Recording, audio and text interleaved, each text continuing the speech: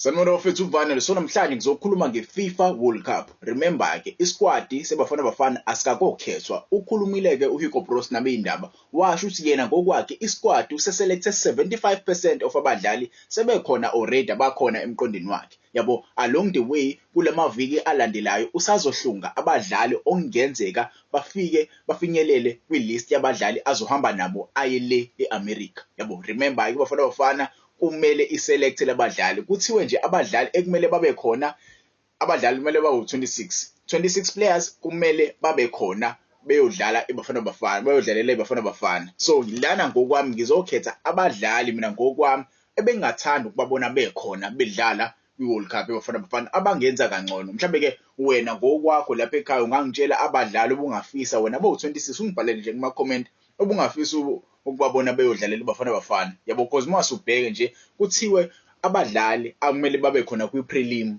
kumele bawo 55. So kulo 55 kumele kuhlungwe abawu 26. Nyamaze uHugo Broos uzoqala ngeprelim squad lapho khona ezohlunga khona the 26 players azohamba nabo aye le kuphi na eAmerica. So ngizoqala ke nje bafethu ngabadlali mina ngokubona kwami okungenzeka balanda uHugo Broos bayodlala le FIFA World Cup. Ngizoqala nje epalini bafethu on the goalkeepers. I'll start with Usipho Chain. Yabo. Mhlambe ke umunye angasho ukuthi yena ngokwakho bengaqalisa but ke Usipho Chain uyena goalkeeper esizohamba naye kuzo Ronald Williams mase ke kuzo uRicardo Goss.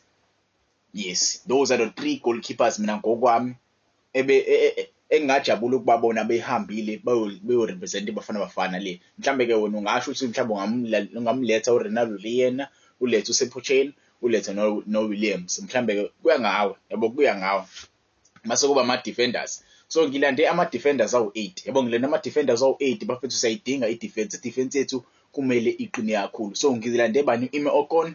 Obvious bafethu Ime Ocon for me amjida ngokwami I feel like umjida uzobe starter ahead of abadlali abaningi le squad seBafana Bafana esisibonile. Umjida he has been solid kulama games awu2 esiphuma kuwona. Aubrey Modiba ngimlandile umjida, Khuliso Mudau ngokwami uyadeserve ukuthi ahambe umjida obvious.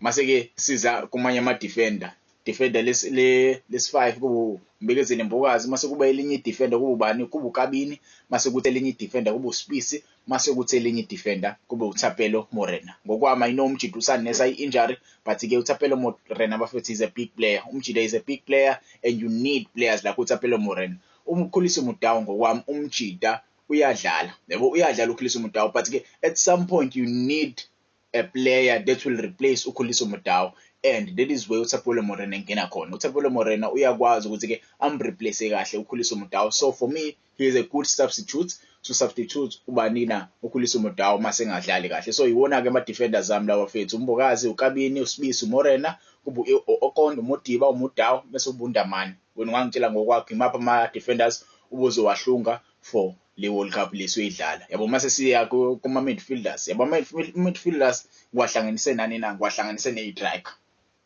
Kwahlanganise neyistriker kuyoba kuwena ukuthi ke ngabe indlela engihlunge ngayo iyona. I know indlela engihlunge ngayo abantu bangasho ukuthi awuvane ku-unrealistic because uyamazi nje ucoach wakho usunjani. Yabo kunabadlali la engizoba mention. I know for a fact ukuthi ucoach ke akabakhonzile and I know ukuthi ucoach ngiyazi abahlunge. Yabo but ke njengoba ngishilo ekuqaleni ungangixeki mina ungitshele wena ngokwakho ungabakhetha kanjani. So ngizoqala ke nje bafethu, remember ke ngimixile lama midfielders and i-striker. So abadlali abawu15 laba eqaleni ngibize bangake bawu8 mase uthi ngaqala ngo goalkeeper abathathu. So 8 plus 3 plus 15 that is 26. So ngizoqala ke nje ngomdlalo wokuqala kuma midfielders and strikers. Lyle Foster I know abantu abaningi bamkhonzile but ke he's a big player, you like it or not. He tends to show up in big games. He showed up ngosikhathi dlala kuAFCON. So ngamletha umjida Tebogo Mokoena, obvious Tebogo mafethu. Ngimlethe umfukeng bafethu Jaden Adams.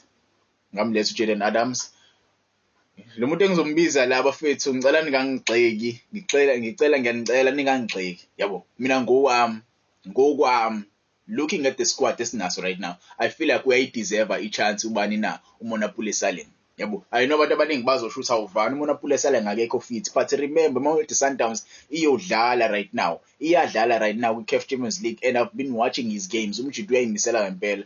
Mina ngokwami I think he deserves that call up to go eyodlala League World Cup. Mase kuba ubani na kuba uSibelebele. Sibelebele for me I feel like umjidi angakwazi ukuthi adlale kahle with uMdawu, akakwazi amreplace kahle uMdawu noma ke abe iwinga lapha phezulu. Mase kube uBhasi ke currently usanesa injury, but I'm sure mase siyodlala i-World Cup umjidi uzobe right.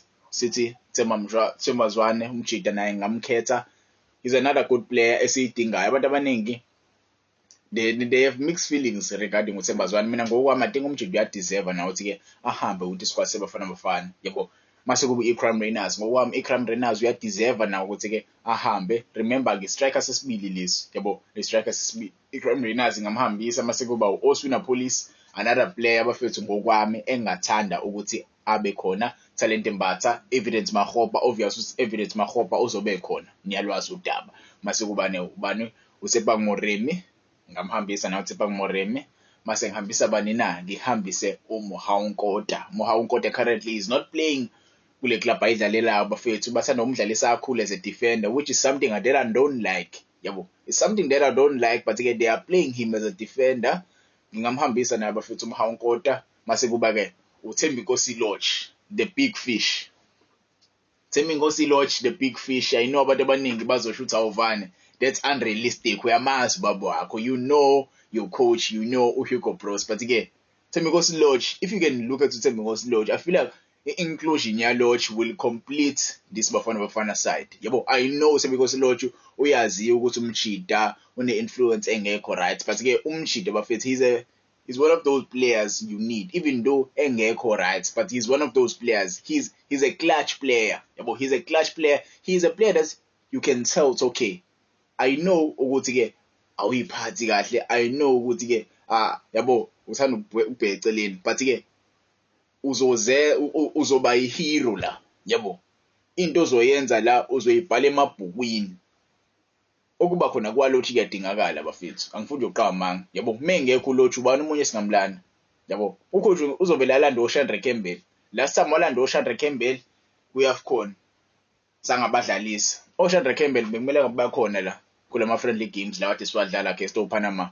Bekumele ngabe sibabonile bedlala. If ukubathatha kwabo abayisele kuyafkhona was part of ukubafundisa kwisikole seBafana aba-include kule squad seBafana ukuthi bagrow.